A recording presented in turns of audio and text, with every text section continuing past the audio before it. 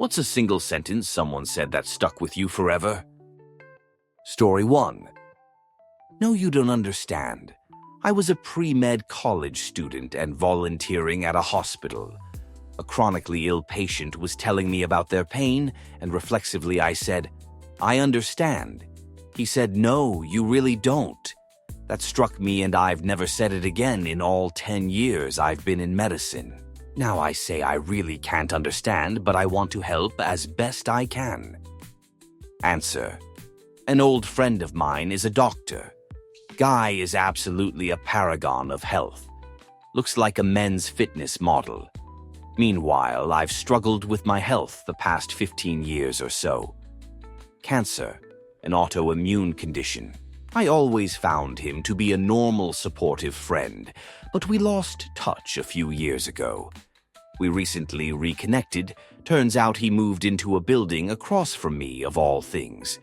We're getting coffee, and he tells me, somewhat sheepishly, that he was recently diagnosed with Crohn's. I've had a lot of experience with chronic illness. I asked him about it and talked through his feelings. He came very close to apologizing to me. I could not ever imagine he needed to, but when he said, "When you were going through all of that stuff," I don't think I ever really understood what it meant to be chronically sick. It meant a lot to me. Story 2. When I was learning how to drive some 35 years ago, an adult friend told me the most important thing was, always expect everyone else to do something stupid. True to this day. Never forgot it. Story 3. When my dad was diagnosed with a terminal illness, everyone just kept saying everything would be okay. I had a customer at the time say with an online sale when we were chatting, "Tough days ahead." It was so simple, but he was the only person who was honest with me. Everyone else was lying, trying to protect my feelings. Answer. I'm sorry for your loss. My mom passed last year after being diagnosed with dementia and then breast cancer. Well-meaning people would say she'll get better, and I wanted to yell at them, "No, she won't. She'll get worse and worse until she dies," which was clearly my grief, the wanting to yell, showing but also buckling to the societal need to be positive. Don't lie to me because you mean well. Also, please keep your religion out of other people's infirmities. If you want to pray, pray, but don't come and tell me my family needs to pray and that your God blah blah blah. Story 4. I love to sing. When I was a senior in high school, I even got a 1 for a solo at both the division and state music competitions. For those who don't know, a 1 is the best score you can get. My adjudicator was a voice professor for the music department at the university I ended up going to. After I auditioned my freshman year of university to declare my primary instrument as voice, she told me, "I don't think singing is for you." It completely eliminated my love for singing at all and made me decide to change majors away from music education. It took many years for me to find my love again. Answer. My story with singing is similar but much the opposite. I was asked to try out for a local production of West Side Story. I was cast as a shark, probably Nameless Shark 3. I had never learned to sing or dance and grew up in a family where creative expression was generally repressed. When it came time to sing as a group, the coordinator pulled me aside and said, "Maybe just lip sync for that part." Then, when I struggled to time my dance routine with the other guys, I got subbed out last minute and didn't get to dance. Surprisingly, the experience taught me that I love to sing and dance. Terribly. I learned to not give a shoot about what people think and just sing along to my favorite songs all over. The dancing is still a work in progress, but I'm a dad now and am committed to dancing like a moron any chance I can get to get a smile out of my kids. It sucked to be put down like that and so passive-aggressively too, but I grew from it nonetheless. Story 5. No one thinks about you as much as you do.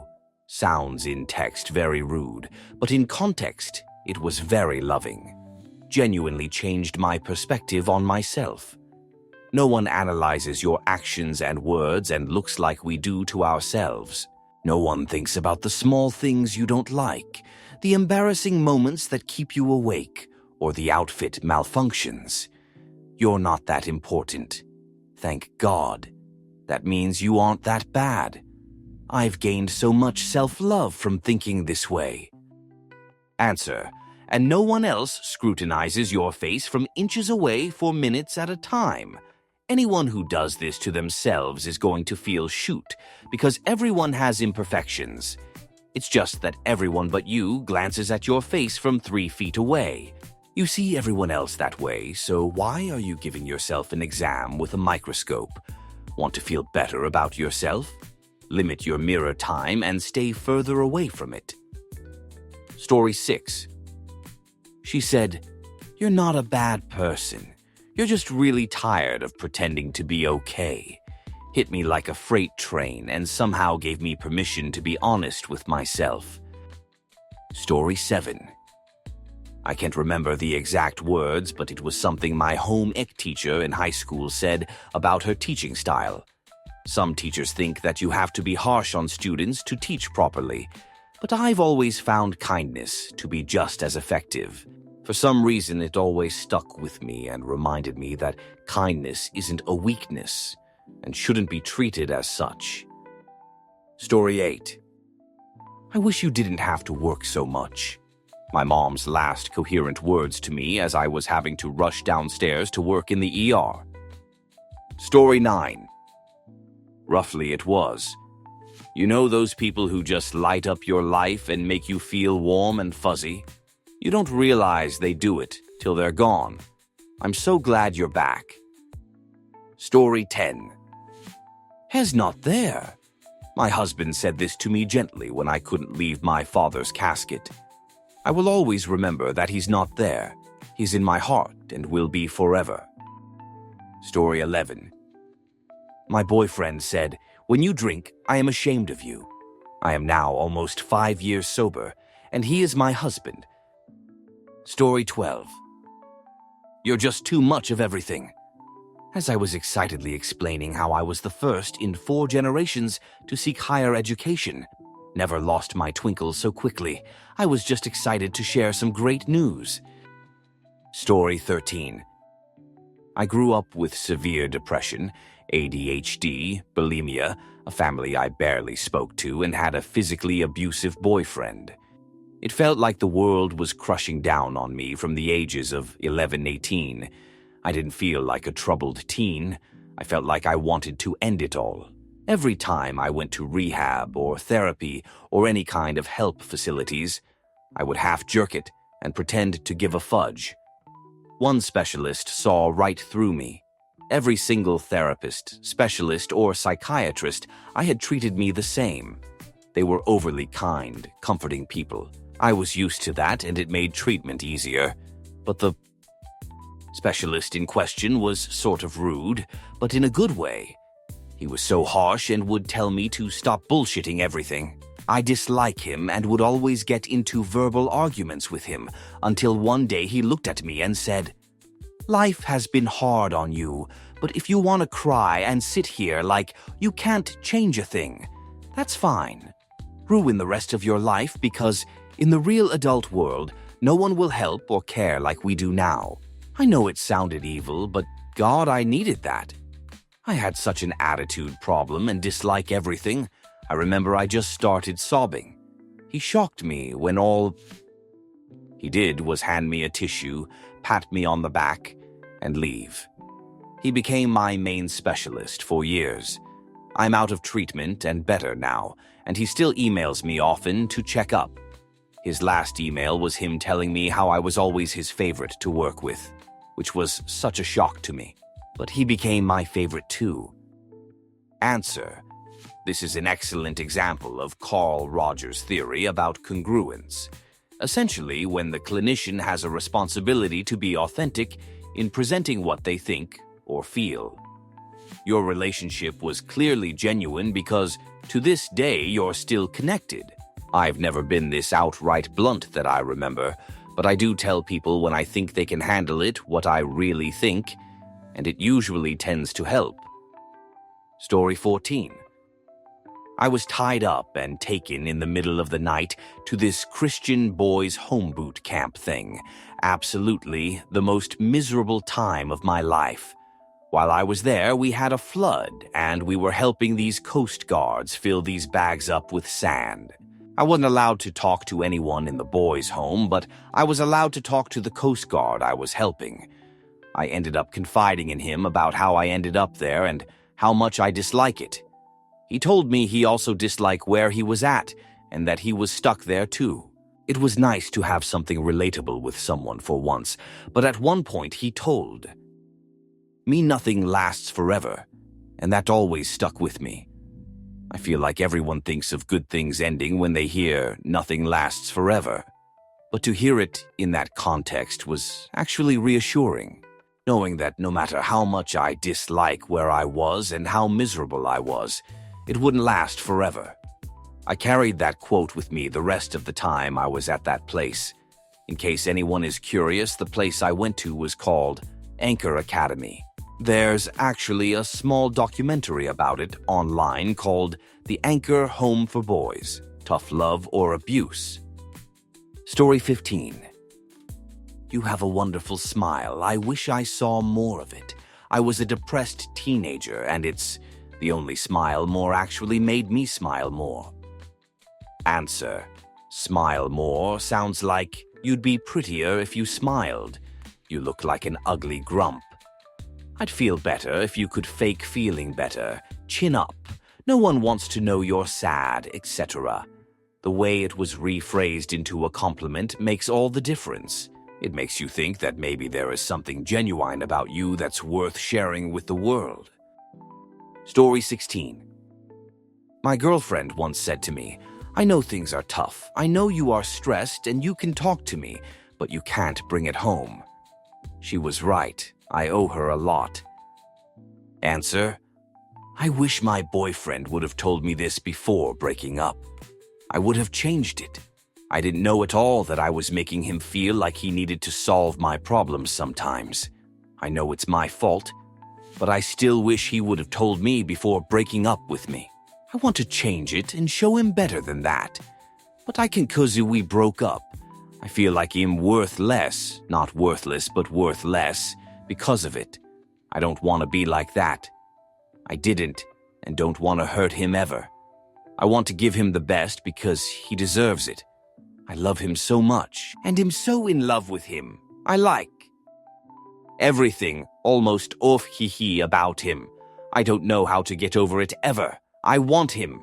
I should have tried harder, be better. I want you forever. I love you, truly.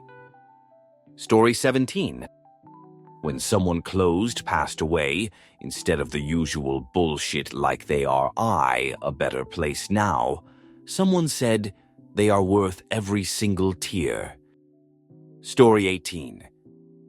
You're smarter than everyone here. You shouldn't be working in a factory. Go to school, keep your head down, and learn something. Told to me by a factory colleague when I broke down from packing sausages the entire day when I was 16. Answer. You don't owe it to yourself. You owe it to me. 'Cause tomorrow I'm gonna wake up and I'll be 50, and I'll still be doing this shoot. And that's all right. That's fine. I mean, you're sitting on a winning lottery ticket and you're too much of a private area to cash it in. And that's bullshit. 'Cause I'd do anything to fucking have what you got. So would any of these fucking guys. It'd be an insult to us if you're still here in 20 years. Hanging around here is a fucking waste of your time. Story 19. You'll never change. It was a catalyst that spurred me to actually want to for the first time in my life. Story 20. I had a therapist tell me once when you start to get healthy, people will start to get angry. Mind-blowing truth right there. The minute I started setting healthy boundaries in my life, the worst offenders, my family, got madded. But my life is better for it, so thank you, Rhonda. Story 21. I'm a mom of 3 young children. Going out by myself, I hear you've got your hands full. So often. One time, a guy told me, "You're doing a really great job. Being a mom is hard." And dang, I needed that. Story 22. It wasn't long ago, but it was one of the most impactful sentences of my life. She said, "There's nothing wrong with you. You're just different. I'm bipolar, and all my life, I felt like there was something wrong with me. I just didn't know what." That's literally what I said to her. We haven't been dating long, but I felt the need to tell her about my disorder, and all I was met with was understanding and acceptance. It's made me realize that I should try to love myself and accept this part of me, that I'm worthy of love and happiness. Story 23.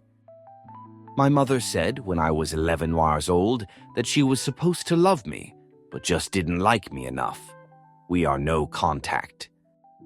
Answer. My mom said, when you get that maternal urge and think you want to have kids, don't. Get pets. Kids aren't worth it. She said this weekly for almost 2 years. She started saying it after my sister went no contact and stopped saying it when I went no contact. She was fudge wrong, though.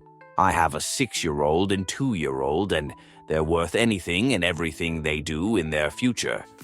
But I didn't have them out of obligation because I got knocked up and couldn't bear getting an abortion. I had them because I wanted them, and it's my obligation to set them up for success, which includes unconditional love and support. Story 24. I've never understood you, and I don't think I want to either, said by my best friend of over a decade. We no longer speak. Story 25. You'll never be able to see your future if you're always looking at your past. I was young, maybe 18, 19, and stuck in my abusive childhood. It took a few years for me to really understand her comment, but I slowly started to look forward more and back less. Over 30 years later, I can see when my life really started to improve, and I quit dwelling on the past. Story 26. Just cause the person you're with is the right person for you doesn't mean you're the right person for them.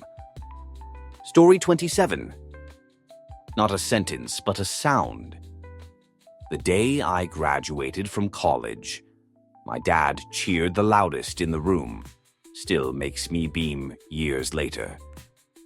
Story 28. Never shoot where you eat. My father said this to me when I was 5. My parents got divorced, and this was one of the last things he said to me. He then said that he meant that you never fudge anyone you work with. It has stuck. Story 29. You really need to stop working so much. I went to college with a bunch of trust fund kids, and while it was an art school, I was busting my jerk trying to be a working photographer. Lots of folks thought I was selling out, but 17 years later, am the only one of those folks still with a camera in my hand. Story 30. Well, this is going to sound trivial compared to all off-the-heart-wrenching replies so far, but my husband taught righty-tighty, lefty-loosey for screwing in screws. I love him for that because every time I use a screwdriver, I'm saying that in my head to get it screwed in, right? I'm sorry if this reply was too light for this thread. Story 31. I look kind here, referring to a photo. We took my guy friend. You are kind. This exchange was in our native language, whose words held more depth to its meaning. It was so sweet, and I couldn't believe him at first. These words are still on my mind as a daily reminder to myself. Answer. That's the kind of moment that rewires your brain, isn't it? When someone names a quiet part of you, kind so simply, so sure, it cuts through all the noise. The fact it was in your native language, with all its weight, and from someone who knows you, that's not just a compliment. That's a mirror held up to the person you actually are. Keep it close. The world's loud with lies about who we should be. But this is the truth. Story 32.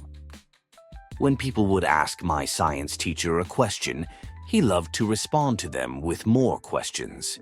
He would lead you through a series of answers, leading up to the answer to the question that you initially asked. Then he would say, "See how smart you are? You knew the answer the whole time." I always loved Mr. Leonard for that. Story 33. You used to be funny and now you're just mean. 3 weeks into chemotherapy from a family member. I'm sorry I didn't feel like people-pleasing at the time, my bad. Story 34. Aw, fat pig, how does it feel to know your mother doesn't love you? My grandmother left us a voicemail. We never talked to her, but she said, "I'm going to slit all your throats." During an intimacy talk, my mother said, "You just have to lie there and wait until it's over. And it's like putting a stick in a hole." My stepmother encouraged my eating disorder, then told me, "You're disgusting." My sister put me in a headlock and started wailing on me. My grandmother stood in the hallway laughing, then asked me, "Why don't you just leave?" I lived there. I worked at a Panera and was having a hard time. A regular elderly customer came up to me and said, "Life does not always feel good, but it must always be lived." Story 35. Don't worry about it. If this is the worst problem I have today, I am truly blessed. When I said sorry to the guy behind me in line at Lowe's because my order had an issue, and they were having trouble ringing me up. Story 36. I once had a guy I was seeing look at me and say, in the most serious and genuine tone, "You are so fudge beautiful." To this day, I have never had someone express that kind of sentiment in such a raw way, and it has stuck with me for years. I will always wonder about that one. Story 37. A tree that has borne fruit cannot look like a sapling.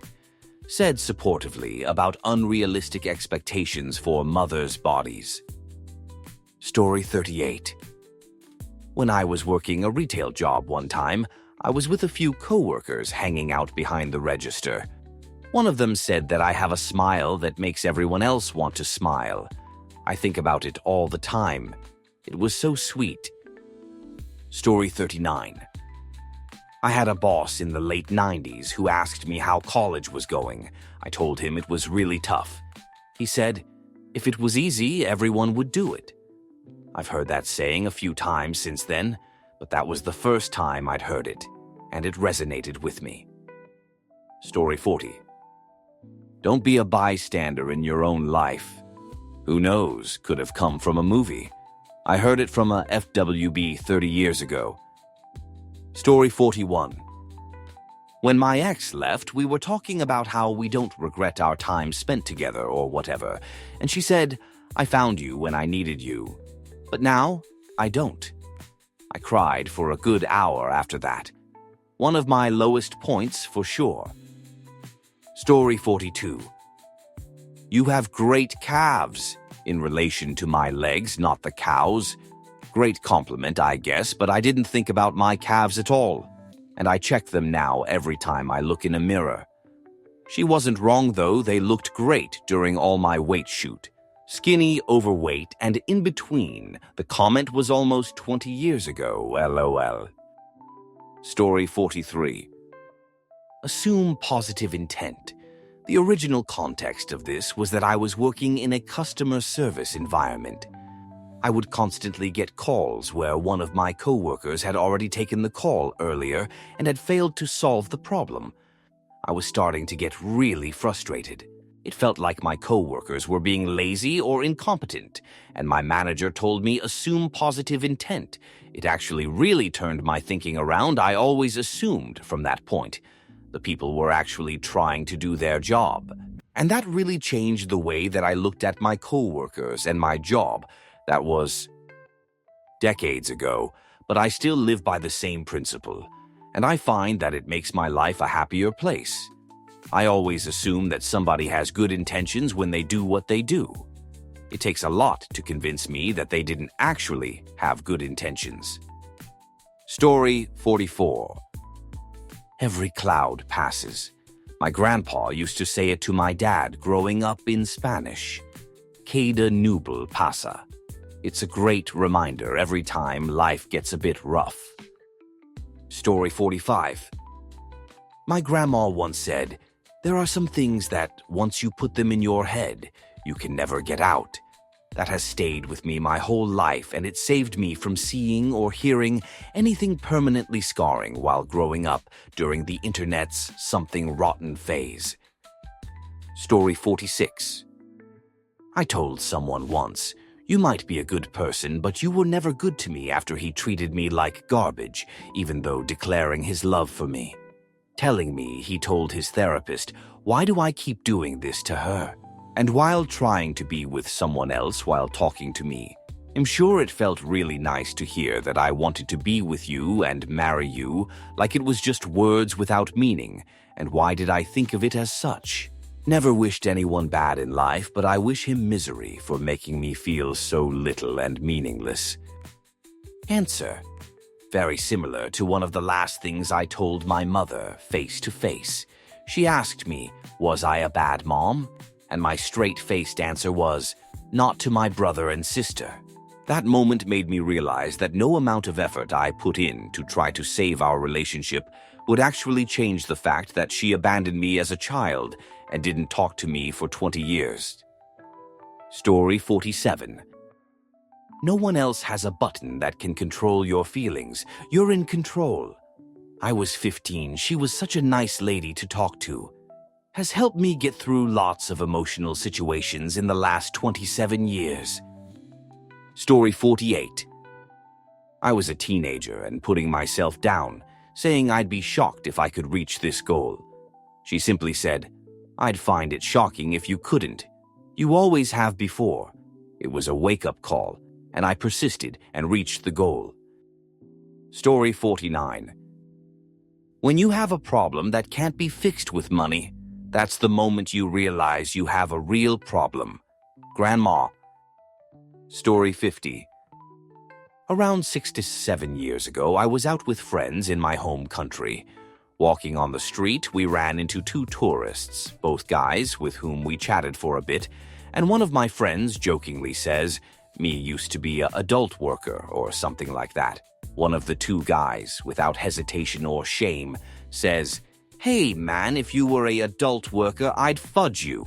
I'm straight, but to say I felt flattered is